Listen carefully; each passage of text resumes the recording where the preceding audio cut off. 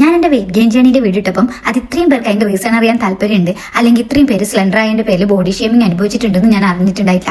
കുറച്ച് പേരുണ്ടാവും. അപ്പോൾ 1-2 ദിവസത്തിനുള്ളിൽ വീഡിയോ എഡിറ്റ് ചെയ്തിടാന്നാണ് വിചാരിച്ചത്. അപ്പോൾ ഇനി ലേറ്റ് ആക്കണ്ടെന്ന് വിചാരിച്ചു. കാരണം ഇപ്പോൾ പോസിറ്റീവായി കമന്റ് ഇട്ടാൽ നിങ്ങൾ എന്നെ വീഡിയോ ലേറ്റ് ആയാൽ നെഗറ്റീവ് കമന്റ് ഇടാൻ തുടങ്ങും. അപ്പം ഞാൻ എൻ്റെ ലൈഫിൽ എനിക്ക് വെയിറ്റ് ഗെയിൻ ചെയ്യാനുള്ള അത്രയും പോസിറ്റീവായിട്ടുള്ള ഒരു കാര്യമായിരുന്നു. അപ്പോൾ അതിനൊരു നെഗറ്റീവ് വേണ്ട വിചാരിച്ചു. അപ്പോൾ എനിക്ക് വെയിറ്റ് ഗെയിൻ ചെയ്യാൻ വേണ്ടിയിട്ട് എന്നെ ഹെൽപ്പ് ചെയ്ത ഒരേ ഒരു കാര്യമാണ് നിങ്ങൾക്ക് കാണിച്ചത്. അപ്പോൾ അതൊരു സ്മൂത്തിയാണ് കേട്ടോ. അപ്പോൾ അതിന് വേണ്ടി ഇൻഗ്രീഡിയൻസ് നമുക്ക് ആദ്യം നോക്കാം. നമുക്ക് ആദ്യം വേണ്ടത് നമുക്ക് ബദാമാണ്. അത് നമുക്കൊരു 5 എടുക്കാം. പിന്നെ പീനട്ട്സ് അത് നമുക്കൊരു 3-4 എടുക്കാം.